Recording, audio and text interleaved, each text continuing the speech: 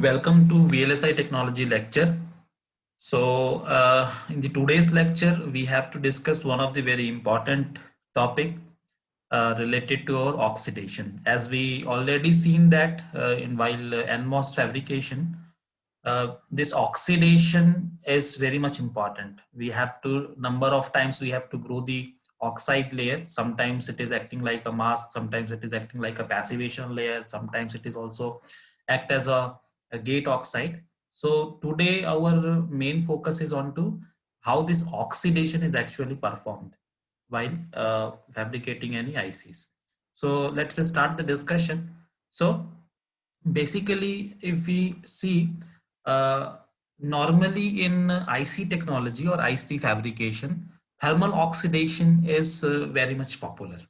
Okay, because it is offering several advantages compared to some other techniques. Okay, so basically, because thermal oxidation is widely used, I will be discussing this thermal oxidation technique.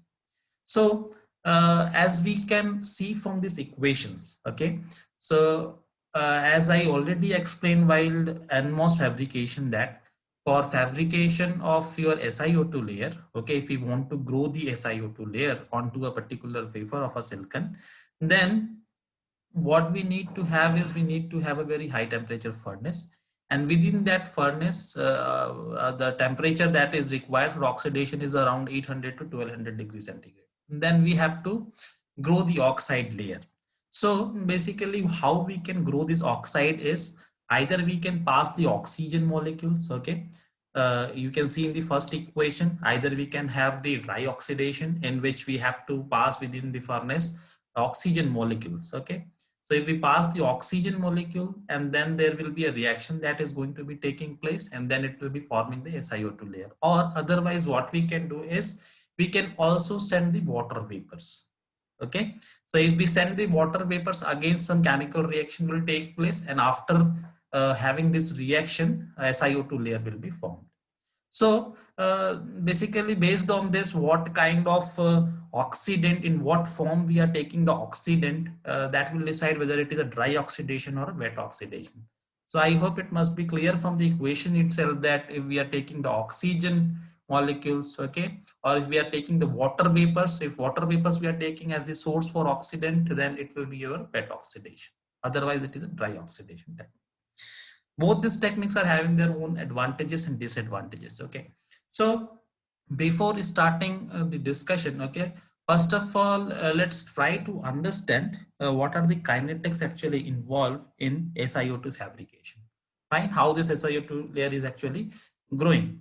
So basically what we is having is, let us say we have a particular silicon wafer. Okay, so first of all what need to have is we need to have a particular silicon wafer, and onto this particular silicon wafer what we need to have is we want to grow a SiO2 layer.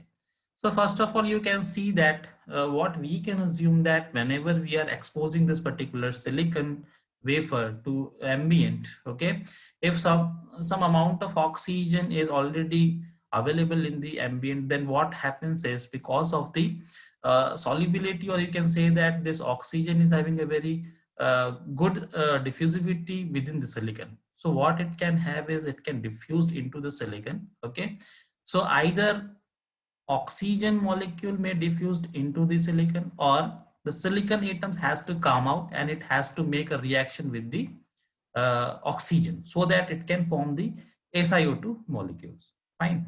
So what are the possibilities? Either the silicon atom has to go outside of this wafers. Okay, this may go outside of the wafers, and then it will react with the oxygen. It will be forming the SiO2 layer. Okay, so slowly SiO2 layer will grow over that, and again some amount of silicon has to go in the upward direction. Okay, it has to come out uh, onto the surface, and therefore it can make a reaction with the oxygen, and then it can grow the oxide layer. Fine. So in that cases what happens is this type of structure is actually formed. Okay, some silicon molecules will go in this direction, and then it will react with the oxygen molecules, and then it will be forming this type of SiO2 layer.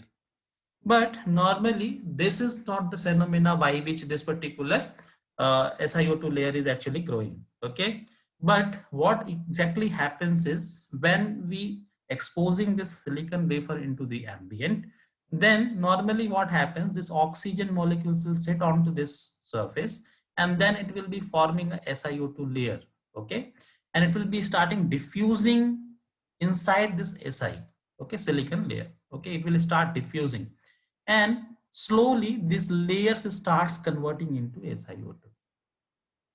Okay, so what happens, oxygen molecules will come to this particular onto the surface of the silicon, and then it will start diffusing within the silicon, because the diffusivity of oxygen within the silicon is very good.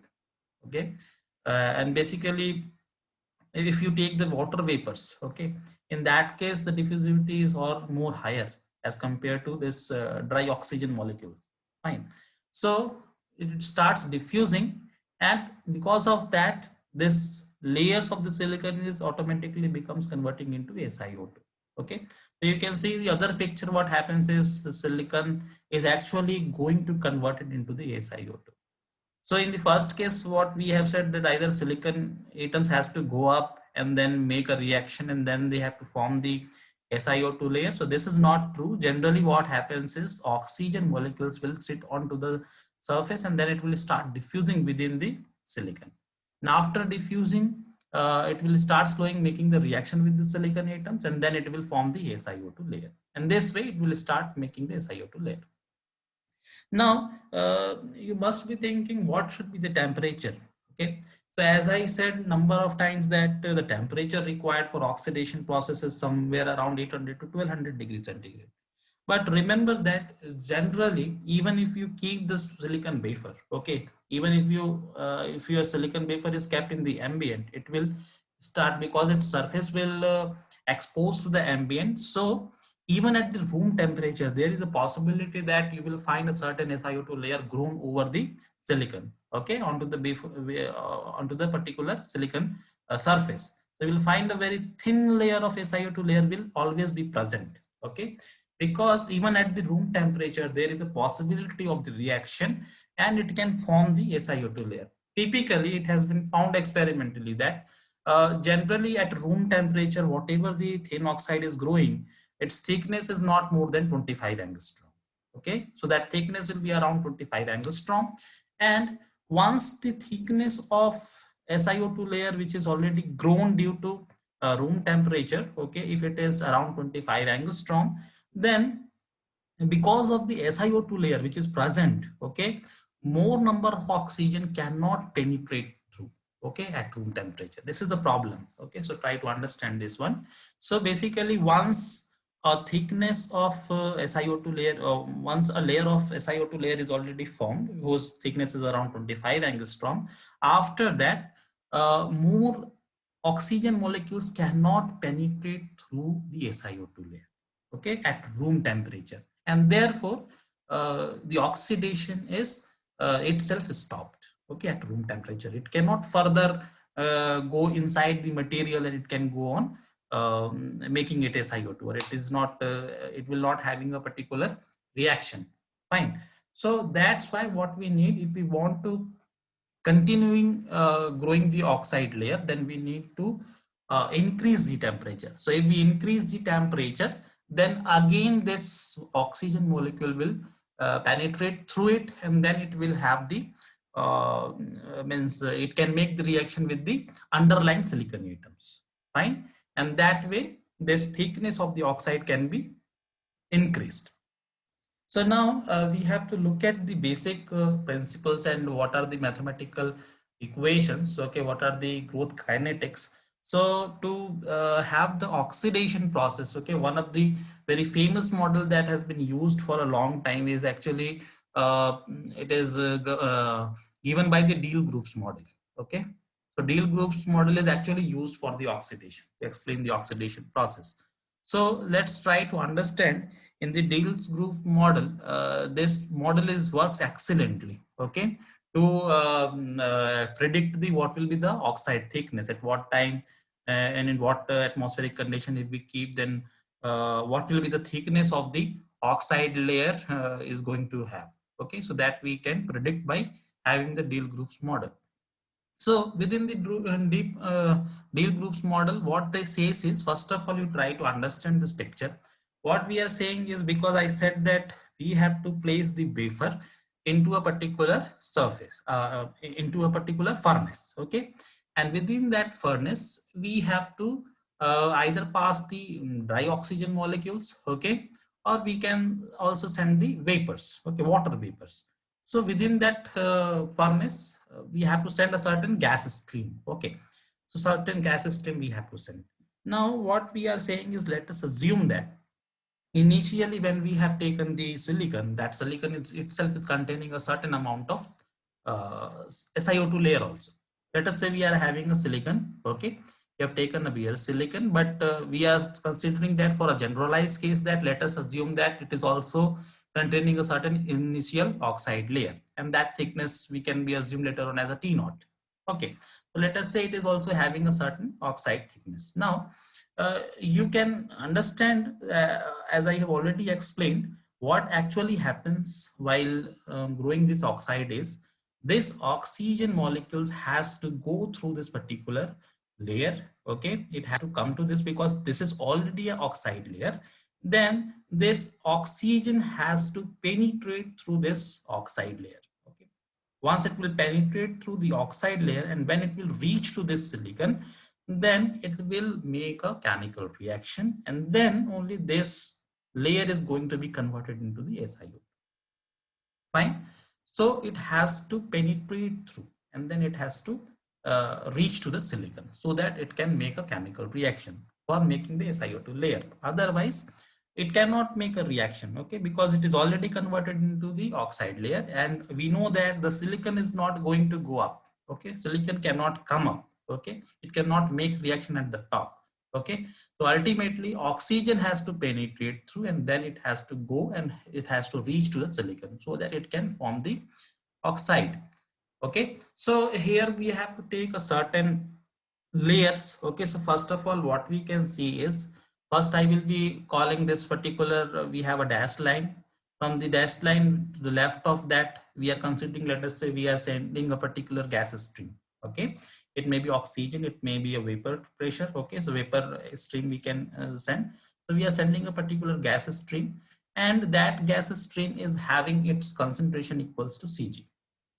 Okay, so that is our means it is the oxygen molecules concentration. Okay, we are talking about the oxygen molecule, because we, whatever be the oxidant, okay, oxidant, whether it is a vapor or whether it is a oxygen itself, so we have to talk about the oxidant molecules concentration. Okay, so our oxidant is nothing but our oxygen, so we have to talk about the oxygen molecules concentration. So let us say, assume that it is a Cg. Then within whenever we talk about means just above the SiO2 layer, okay, there will be a formation of a gas layer which is known as the stagnant layer. Okay, and generally within the stagnant layer, there is a chances that there will be a variation of the oxygen concentration. Okay, oxygen concentration. So what we are saying is, just above the SiO2, just above the SiO2 layer, we are having a stagnant gas layer. Okay, and within this gas layer, okay, there will be a variation of the concentration of the oxygen molecules, and there will be a flux of oxygen molecules. Okay, so we have to talk about the flux which is flowing. So from this particular dash line to this particular top of the SiO2 layer.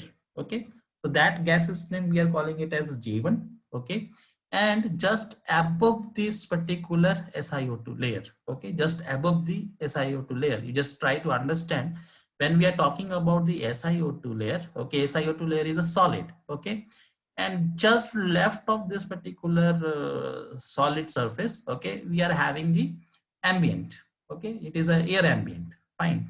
So within this ambient, it is no more solid, so we have to talk about what is the concentration at this particular point. Okay, what is the concentration of our oxygen molecule at this point? So we are saying that, let us assume that the oxygen concentration just above the SiO2 layer is Cs. Okay, just above the SiO2 layer is Cs.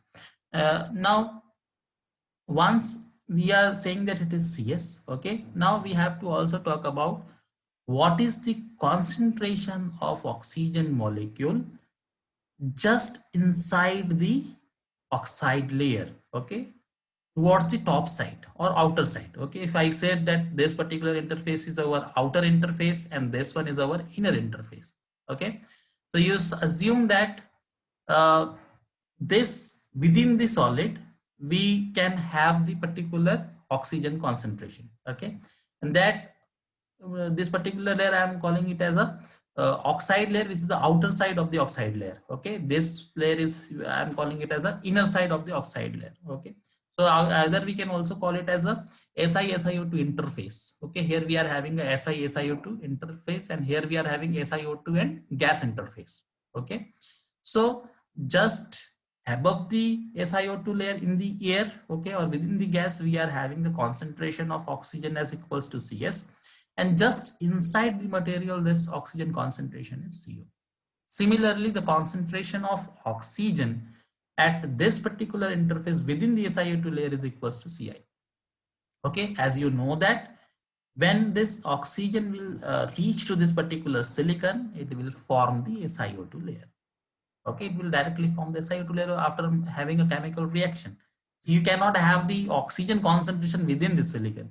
Okay, you cannot have the oxygen concentration within the silicon because it will make a chemical reaction and form the SiO2 layer. Fine. So here we are having the concentration of oxygen molecules equals to Ci. You can assume that here we are having the particular concentration of the oxygen, then oxygen will start diffusing through this SiO2 layer, and obviously when it is start diffusing, it will definitely have a different concentration, and it will be reaching to a particular SiO2 silicon layer. Okay, once it will reach to a silicon layer, whatever be the molecules of oxygen are reaching, that will be making a reaction. Okay, if more number of oxygen is reaching towards this silicon surface, then the oxidation rate obviously will be more. Okay, so growth rate will be more, so we can have the faster, we can grow the layer very fast. Okay, if we more number of oxygens are actually reaching towards this particular surface. Fine. So what we have said so far is, we can see is this particular picture I have taken from the Campbell's book. Okay, you can find it in the chapter number 4. It is figure 4.1. So what we are saying is, we are defining the different uh, uh, first of all, concentrations. Okay, so what concentrations we have defined is, you can see we are defining like Cg.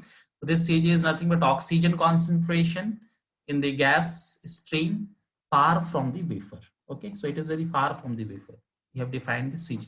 Okay, similarly Cs is the oxygen concentration in the gas stream, okay, just above the surface of the wafer. Okay, so we are having this wafer which is also containing a certain SiO2 layer. So just above the wafer in the gas stream, we are having the concentration equals to Cs. Similarly, C naught is the oxygen concentration in the oxide at the outer surface of the wafer. Okay, so in the oxide means this is our oxide layer. Okay, this is our oxide layer, and it is at the outer surface of the wafer. So we are calling this surface as the outer surface, this surface as the inner surface. So it is equals to C. Now we are calling this oxygen concentration. Ci is equals to oxygen concentration at the Si-SiO2 interface. So again, it will be inside the SiO2 layer only. Okay, so it is Ci. Now we have to finally when the steady state reaches, okay, as you know that when any process starts, okay, eventually some steady state will reach, and once the steady state will reach, then we have to talk about what is the equilibrium concentration of oxygen within this oxide layer. Okay, so that equilibrium concentration we are calling it as a C star. Okay, we are calling this as a C star. C star will be the equilibrium concentration of oxygen inside the oxide layer once the steady state is reached and the chemical processing, or you can say the oxidation, is goes on. Okay, so now once we have defined this all the concentrations, now we have to look at about the fluxes. Okay, different gas fluxes. Okay, so we have to talk about the different fluxes, okay, which is going to flow because of this flux. Okay, because of this flux, this oxygen, there will be a certain rate of number of means oxygen molecules which is going to be reaching to this surface, okay, this particular surface, because when you see the cross sectional view, you will be finding an area, okay. It is not like a line, but it will be having an area, okay. In that particular area, number of oxygen molecules is going to be reaching, okay, a particular rate, with a particular rate. So this fluxes is nothing but your the number of oxygen molecules reaching to a particular interface per unit time, okay. So what we are saying is oxygen flux is that the number of oxygen molecules that crosses a plane or reaching to a particular plane of a certain area in a certain time, okay. So that will be giving you the rate. So you understood that if this rate is fast, okay, if rate is more, okay, let us say if this J is very fast, okay, so more number of molecules of oxygen is reaching to a particular interface, and when it will be reaching to this, obviously the reaction rate will be faster, and then the growth of the oxide layer will be also be faster. So that we have to decide here, okay, that we have to look at what are the different fluxes that will exist. So first of all, you can see we are having the first flux is J1, okay. So within this gas stream, okay, there will be a flux of oxygen, and that oxygen flux is denoted by the J1, okay. So now this J1 will be actually related with the obviously it will be depending on the uh, concentration gradient, okay. Directly it will be directly proportional to the concentration gradient, okay.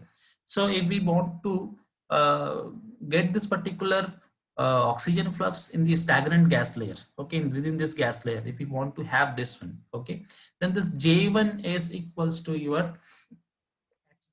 multiplied with the Cg minus Cs, okay. So generally this oxygen flux, okay, this oxygen flux will be directly proportional to your difference between the concentration gradient, okay. So obviously here the concentration will be more and here it will be the less, okay. So Cg minus Cs, so your J1 is directly proportional to Cg minus Cs, and once we remove this directly proportionality, then this will be our proportionality constant, fine. So this proportionality constant is called as the mass transport coefficient, okay. This will be our mass transport coefficient. Now what we can have is we can use the ideal gas law, okay. So as per the ideal gas law, if you remember, the ideal gas law says that PV equals to KT, okay. So generally we are calling it PV equals to KT, okay. So based on that, we can again calculate, we can replace this particular, because it is a concentration, okay, Cg. So it is a concentration of the gases. So what we can do is we can replace this like PV equals to KT. So it is again a concentration, okay, per unit volume, okay. So basically how it can be replaced, we can replace it by having like PV equals to KT. So you can replace it by having this equation equals to Pg upon KT, okay, where Pg is the partial pressure within the gas, okay. Because we have the ideal gas equation equals to PV equals to KT. So you can replace this V, it can go to the bottom, and then PV upon KT and equals to 1 upon volume. So that will be equals to your concentration, okay? So what we can have is we can have this equals to Pg divided by Kt. Similarly, we can have this Cs equals to Ps divided by Kt, okay, if we replace it with the ideal gas equation. So once we putting this particular equation, this Pg and Ps is nothing but your partial gas pressure, okay. This will be a partial gas pressures, okay. That gas pressure at this particular interface, okay, and this PS is the partial gas pressure at this particular just above the SiO2 layer, okay.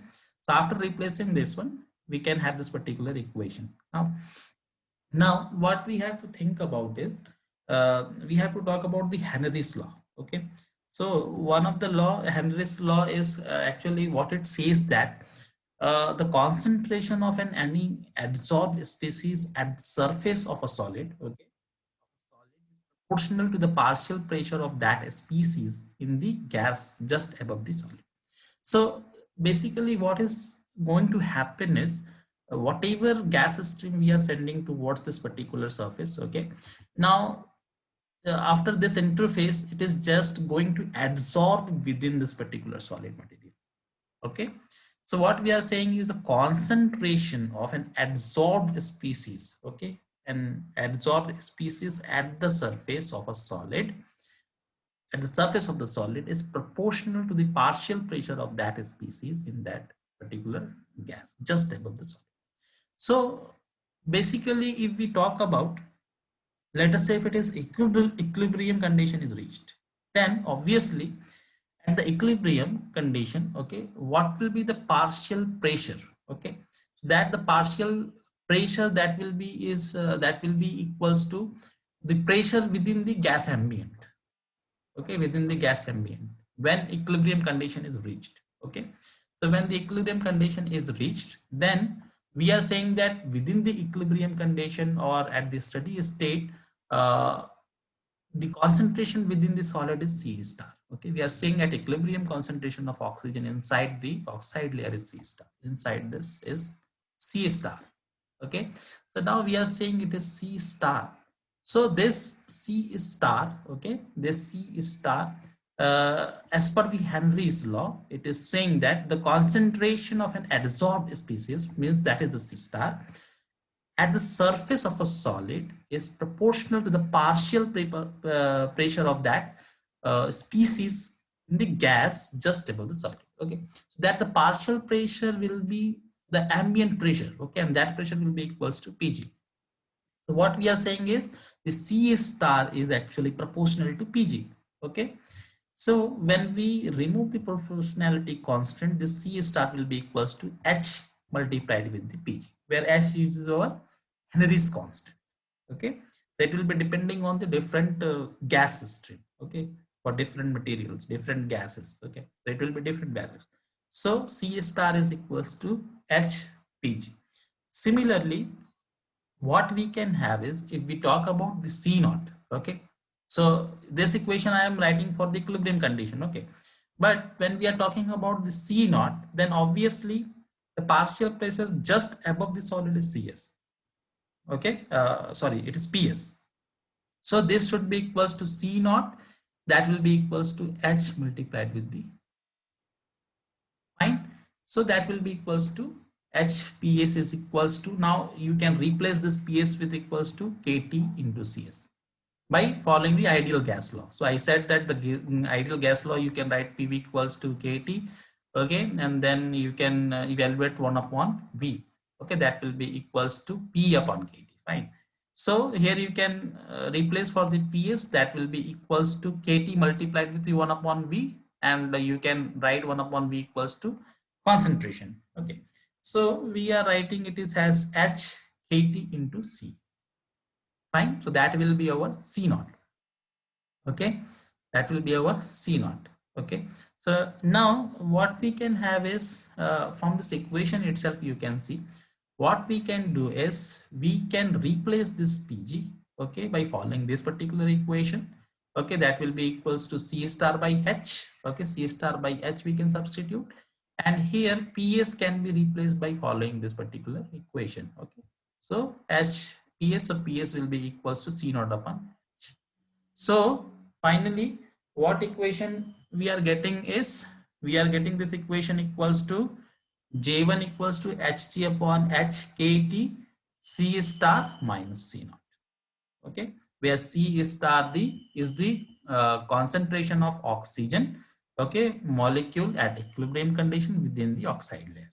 Okay, so J1 is equals to Hg upon HKT C star minus C naught. Now this can further be replaced by this equation. So what we are doing is we are writing Hg upon HKT, we are replacing it with another coefficient like H. Okay, so we are replacing this particular Hg upon HKT by another constant H. Okay, so we are just giving another variable in H. So now we have defined the flux J1. Okay, we have defined the flux J1. Now similarly we have to define the flux J2 and J3. So now you can see that while defining the J2, you can see that what will be the flux. So flux will be, again it will be proportional to your concentration gradient. Okay, so that will be C naught minus Ci, so it should be proportional to that. And you know that when oxygen molecules come to this and it will be penetrating, or it will be going inside the SiO2 layer, it will start diffusing. Okay, so that will start diffusing. Okay, so because of that we can write that this J2, okay, this J2 is actually proportional to C naught upon C naught minus Ci. And because this particular oxygen molecule will start diffusing, okay, so we have to write the concentration gradient. Okay, so that will be C naught minus Ci divided by the thickness of the oxide. Okay, so it is thickness of the oxide we are dividing, because diffusion flux, if we, because flux is due to the diffusion process, so we have to write C naught minus Ci upon T oxide. And then we have to also multiply the diffusivity, or you can say the diffusion constant of your oxygen. So this D is nothing but your diffusivity of oxygen, or diffusion constant of your oxygen within the SiO2 layer. So this way we can also define the J2. Now we can define the our third flux. Okay, so our third flux, you see in the previous picture, you could see that actually the oxygen flux in silicon is actually limited by the chemical reactions. Okay, so whatever we means concentration of oxygen molecule just at the inner interface of your SiO2, so that was equals to Ci. So whatever be the number of molecules that is present, or the concentration of the molecules which is present just above the Si, okay, or which is just present at the interface of SiO2, okay, that is going to decide the rate of the chemical reaction. Okay, so J3 is generally directly proportional to Ci. More the number of oxygens, the chemical reaction will be more. Fine. So that particular flux will be J3, and when we remove the proportionality constant, we will be able to get this equation J3 equals to Ks multiplied with the Ci, where Ks is the chemical rate constant, because definitely the flux J3 is actually governed by the rate of chemical reaction. Okay, if the chemical reaction is fast, then more number of oxygen is going to be converted into your SiO2. Fine. So that's why we are writing J3 is directly proportional to Ci, and then we can write the J3 equals to Ks into Ci, where Ks is the chemical rate constant. Now, once we have defined this all the fluxes, now what is our next task is, at the equilibrium condition, when a steady state reached, then we know that all these fluxes will be equal. Means we have to, at the steady state condition or when equilibrium condition, all these fluxes must be equal. J1 equals to J2 and equals to J3. Fine. So what we have to do is we have to follow this particular conditions, and then we have to find out what is the number of molecules which is actually, or the Ci. We have to find out what is the number of molecules reaching at the SiO2 interface. Okay. Once we are able to calculate the number of molecules which is reaching to the Si surface, then we are able to calculate the growth rate. Okay, because growth will take place when oxygen reaches to the silicon interface. Okay, silicon SiO2 interface. Okay, then only it will start making reactions. So to get that particular equation, we have to follow this particular condition, J1 equals to J2 equals to J3. Now if we use this one, if we are using the equation number 2 and 3, okay, what we can have is by having this particular equation J2 equals to J3, we can substitute. So after substituting this one, we can get Ks Ci, which is equals to D C naught upon Ci, C naught minus Ci divided by Tox. So just remodifying it. So after remodifying, what we can get is Ci is equals to C naught upon 1 plus Ks Tox upon T. Fine. So this is our equation. Okay, this is our equation. So from equation, this particular equation, what we can understand here is our our concentration of oxygen molecule which is reaching to silicon oxide, silicon dioxide interface is actually inversely proportional to your Tox. Okay, you try to see this one. Okay, it is inversely proportional to Tox. Because when Tox is very large, okay, obviously when Tox is tending to infinity or very large, obviously this CIS equals to 0. Okay, and Tox is very large, then Ci will be very small. It means that whenever the oxide thickness is sufficiently thick, okay, sufficiently thick, at that time there is a very less chance that the oxygen will reach to your Si-SiO2 interface. Okay, and that time this reaction may stop, and you could not further grow the SiO2 layer that you try to understand from this equation, because Ci is inversely proportional to Tox. Okay, it cannot keep on growing. It doesn't mean that we can keep on growing the SiO2 layer. Okay, we cannot keep on doing that.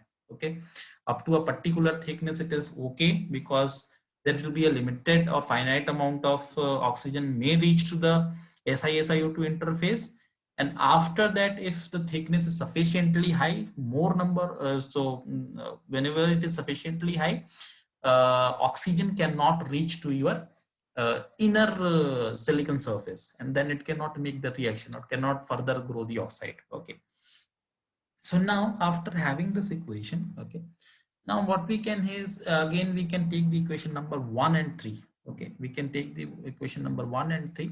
So if you substitute for 1 and 3, we can have this ks into Ci, and our equation number 1 was HCA star minus C.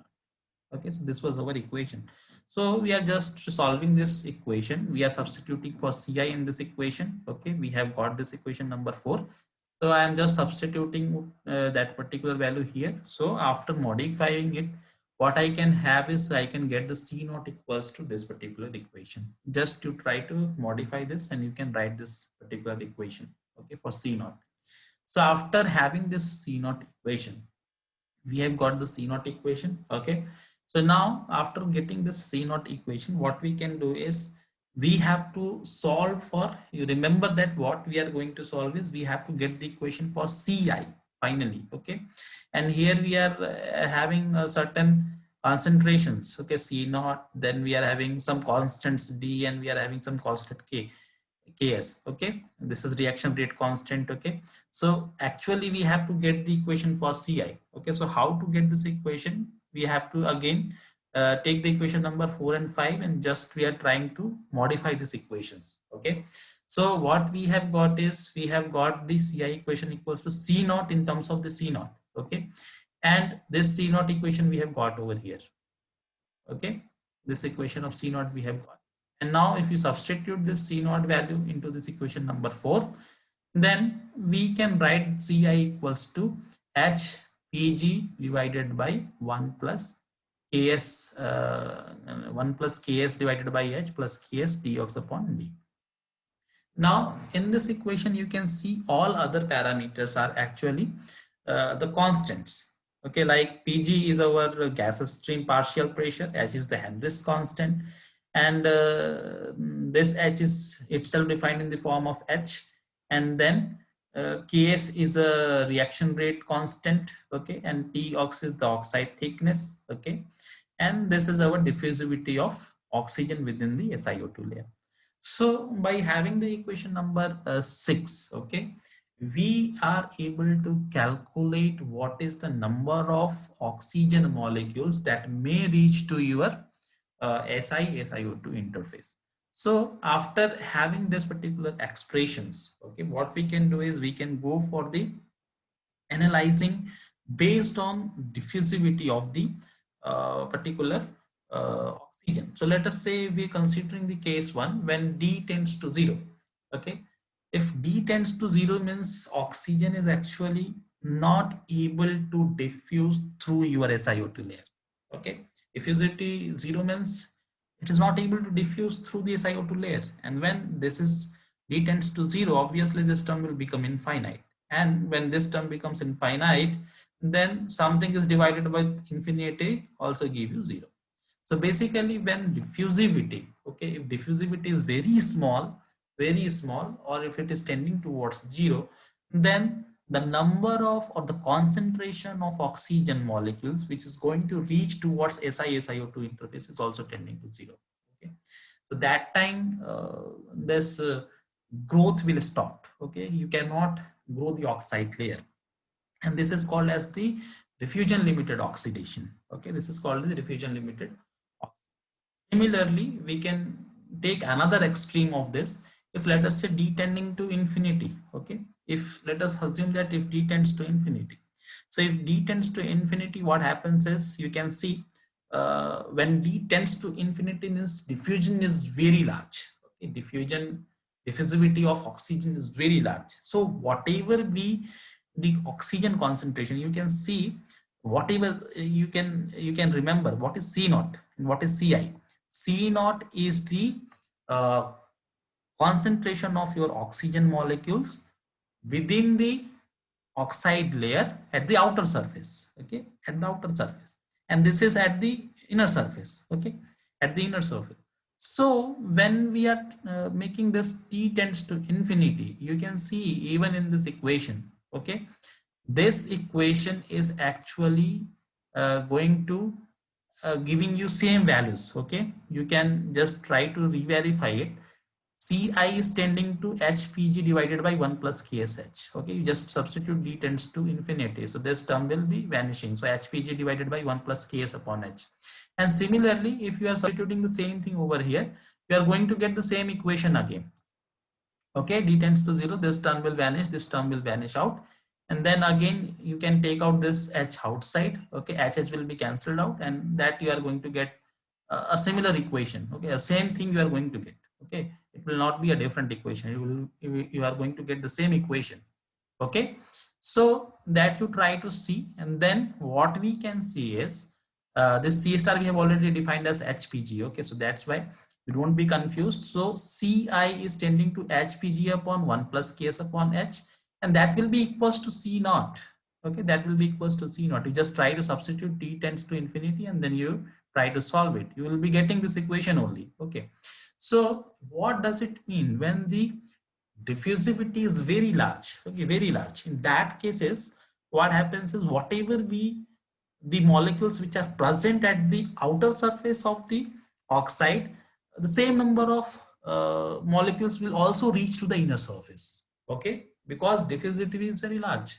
Okay, so this is what uh, d tends to infinity means. So whenever the all the oxygen molecules which are available at the outer face is reaching to the inner surface, then the growth rate is actually limited by your reaction rate constant. Fine. What is the reaction rate constant? So that reaction rate constant is going to decide your growth rate. Fine. So that's why this condition is called as the reaction limited oxidation. Okay, it is called as the reaction limited oxidation.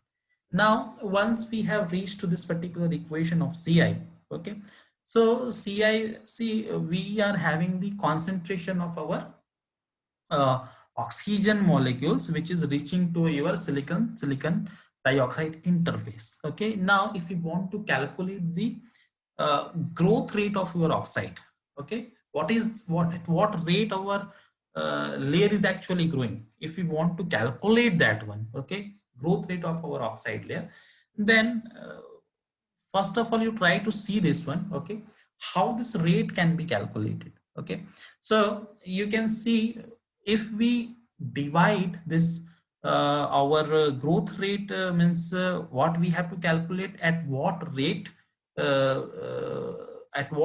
our layer is actually growing. Okay, so layer will be, the thickness of the layer will be measured in meters. Okay, you can say it is in microns, but the actual unit will be SI unit. We can say it is in the meters. So you can say either it is micrometer or it may be in the angstrom.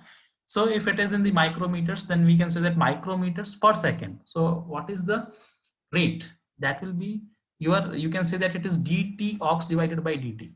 Okay, dt ox divided by dt. Okay, it means that, so dt ox dt means it is giving you the rate by which our oxide layer is growing. Now, how this oxide layer rate can be calculated? Okay, how this can be calculated?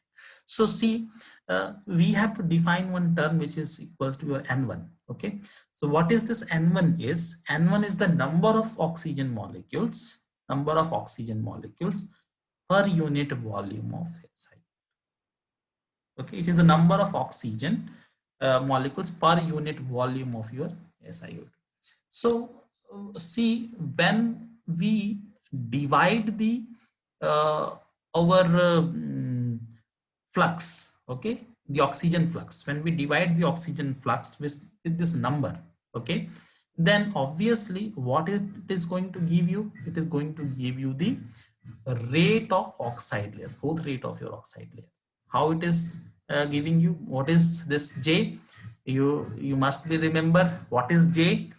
J is the number of oxygen molecules. Okay, it is the number of molecules, number of oxygen molecules, okay, which is crossing a particular unit area per unit time. Okay, so when you divide it by your N1, which is the number of oxygen molecules per unit volume, okay, then obviously it will be giving you this particular rate.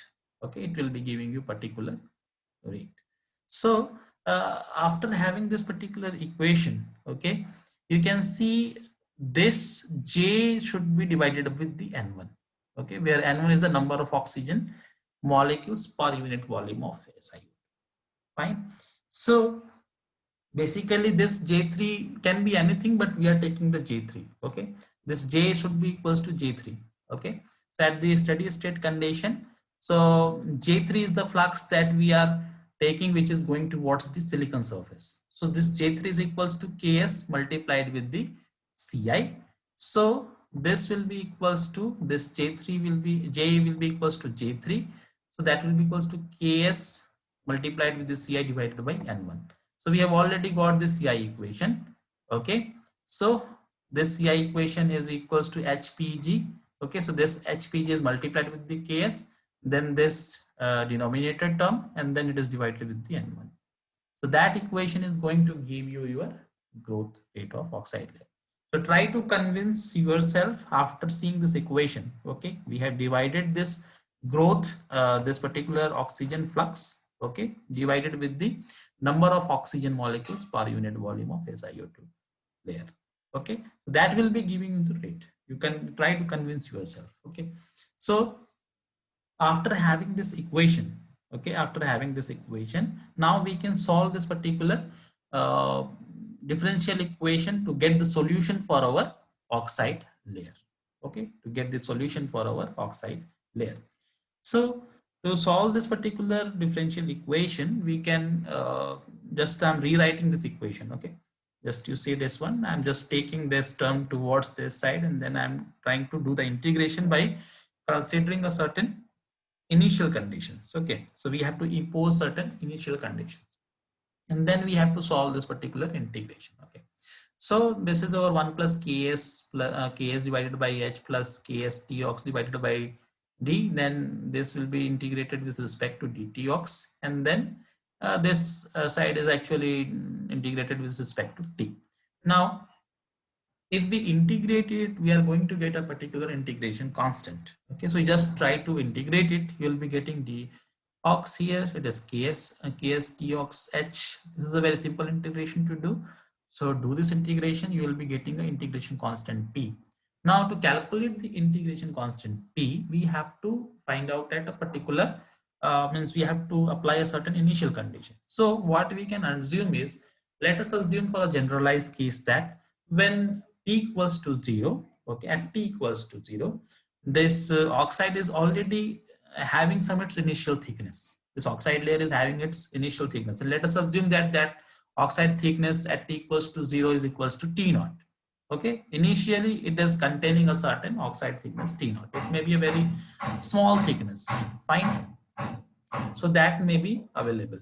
Fine. So we are having a particular oxide thickness. Now at T equals to 0, Tox equals to T naught, we can substitute and we can get the equation for P. And now I am just remodifying it and then again putting these all values. Okay, I have just remodified this equation. I have here the factor equals to Ks upon 2D. So you can just multiply the entire equation with 2D upon Kx. Okay, 2D upon Kx, you will be getting T square Ox here. So I'm having here T square Ox, and then I'm just remodifying it and I'm putting the value of P. So you will be getting a certain equation in this form. You try to get this equation. It is easy to get. And after this equation, I'm just substituting a certain, just replacing this particular values, okay, with a certain constants. Okay, I'm giving another variable name because this equation itself looking very bulky. Okay, just to make it to look easier, what I have done is I have just replaced this particular constant with a. Okay, you can see the definition what I have taken is, so this equation is actually converted into t square ox plus 8tox equals to b t plus tau. Okay, so this equation can be converted into this form where a is actually substituted for this 2d. We are having 2d upon ks, 1 plus ks upon h. So just I am remodifying it. Ks I have taken inside. So ks here it will be cancelled out, and here we will be getting 1 upon ks. So it is 2d 1 upon ks plus 1 upon h. Okay, similarly I have defined another term which is your v. It is 2d h pg divided by n1, and then tau I have defined equals to t naught square plus at naught divided by b. So this way we have remodified the equation and we have got the equation for our oxide thickness. Okay, so you can see it is a quadratic equation. Okay, t ox square plus 80 ox and equals to b t plus tau. So it is a quadratic equation. Okay, so to get this solutions, okay, what we can have is we can consider this equation like, let us suppose that if the oxide thickness is very small. Okay, if let us assume that the initially the oxide thickness, actually this is the your very famous Deal groove model. Okay, this is the very famous equation that predicts our oxide thickness profile. Okay, it will be telling you how this oxide is growing over the time. Okay, you can see this equation. It is telling you how this equation, how this oxide is actually growing over the time. Okay, so what we can see is initially when the oxide thickness is very small. Okay, let us assume that in the equation number 9, that the initially when just the process has just begun. Okay, and the oxide thickness is very sufficiently small, very small. So obviously when this thickness is very small, then this t square ox can be neglected as compared to this particular term. Okay, so when this is the condition, then what we can write is t ox can actually approximately it can be given as b by a. This term will come to this denominator, b by a t plus tau. Okay, and you can see this is our linear equation. Okay, so t ox is almost following a linear fashion. Okay, it is actually a linear rate coefficient. B by a is actually called as the linear rate coefficient, and this oxide layer is actually initially when thickness is very small, it is growing linearly. Okay, it is actually when we start the growing oxide layer, and when the thickness is very small, at that time the oxide layer is growing linearly. Okay, all approximately it is growing linearly.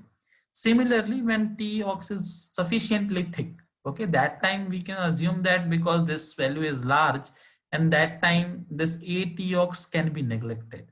Okay, that time 8 ox can be neglected. We are just trying to get the approximated view of this particular equation. Okay, so for sufficiently thick oxide this can be neglected. Okay, and then we can have this particular equations.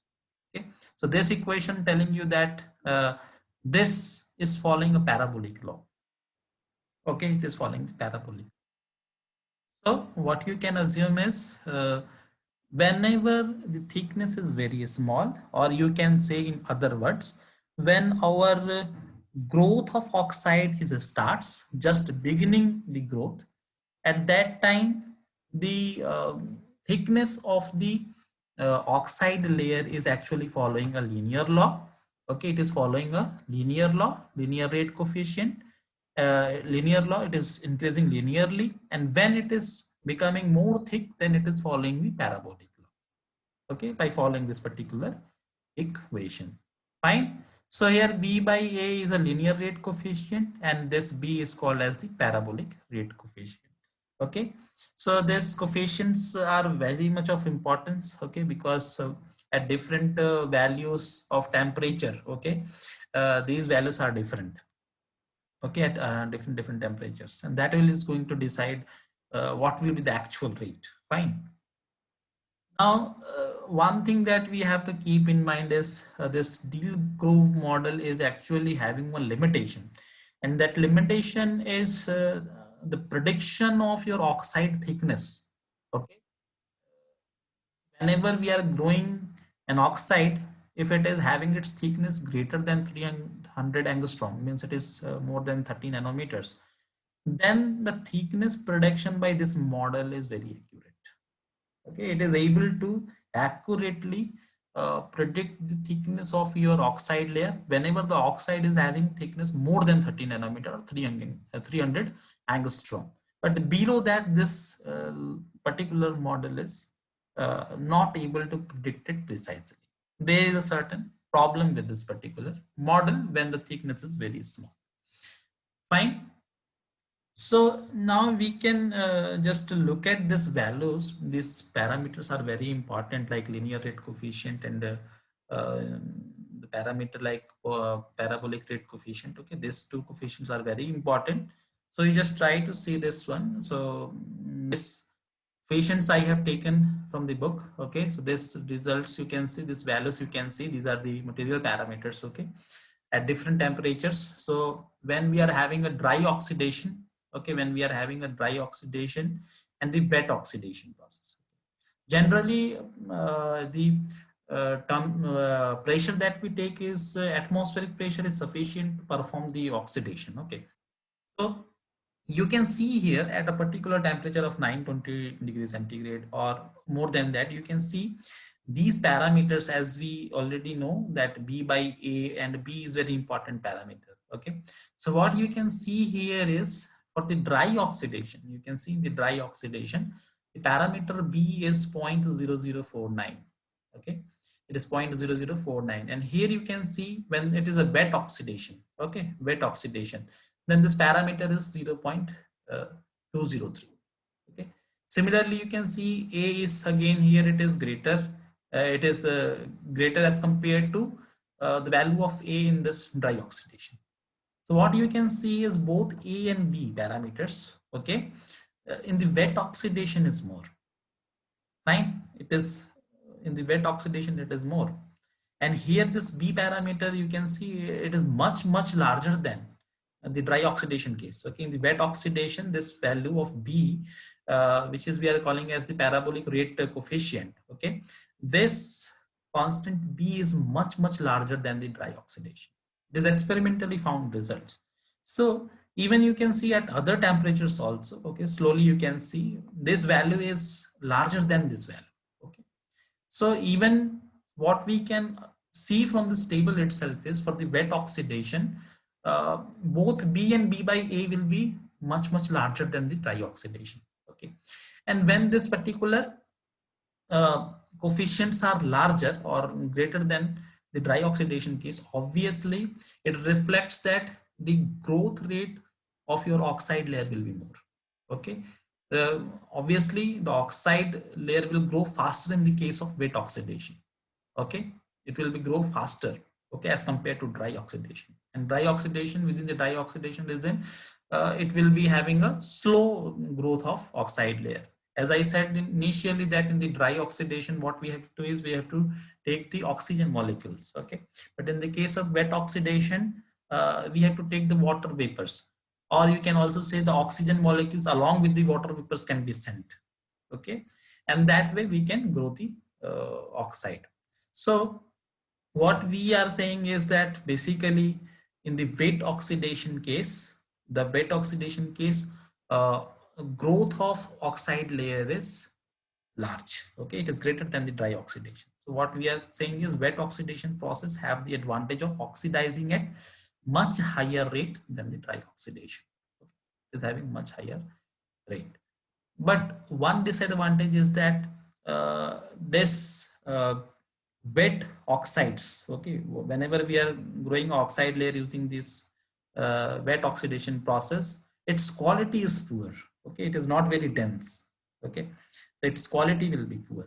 So generally, wet oxidation is used because it is having a higher growth rate. Okay, so wherever we need a thick oxide, whenever we need to have a thick oxide, and whenever we want to grow a thick oxide layer, we can go for the wet oxidation process. And generally, these thick oxides are not having some electrical stresses. Okay, we are not interested in to connect it with some electrical supply, or we don't want to have a certain electrical, you can say, component under this particular means layer, or we cannot take out a certain lead through this thick oxide layer. Okay, so generally it is having a poor quality, the gate oxide that forming due to the wet oxidation. And whenever we need to have the grow the thick oxide, we are going for the wet oxidation technique. Similarly, dry oxidation is slow. Okay, dry oxidation is slow, and dry oxidation slow, but it is giving you a very high quality of oxide. Okay, so whenever we want to grow the gate oxide layer, because you remember that generally while growing the gate oxide thickness is very low, very small. Okay, we have to grow a very thin oxide layers. Okay, we are calling it as a thin ox. Okay, so we need to grow a very thin oxide. So whenever we have to grow a very thin oxide or gate oxide, we are generally preferring the dry oxidation technique because it is having a good quality of oxide layer. Okay, one thing that you can also relate with is why these coefficients are actually small. Okay, in case of wet oxidation and dry oxidation, why wet oxidation is faster? So basically, when we are sending within the surface furnace uh, means oxygen molecules along with the water vapors, the diffusivity of this water vapors is more as compared to your dry oxidation, dry oxygen. Okay, within the SiO2 layer. So because it is diffusing fast, it is also giving you more growth rate. So I hope something must be clear from this lecture. You must be able to understood. So we can have our next lecture. We can discuss more on this. Okay, in the next lecture. So thank you for today.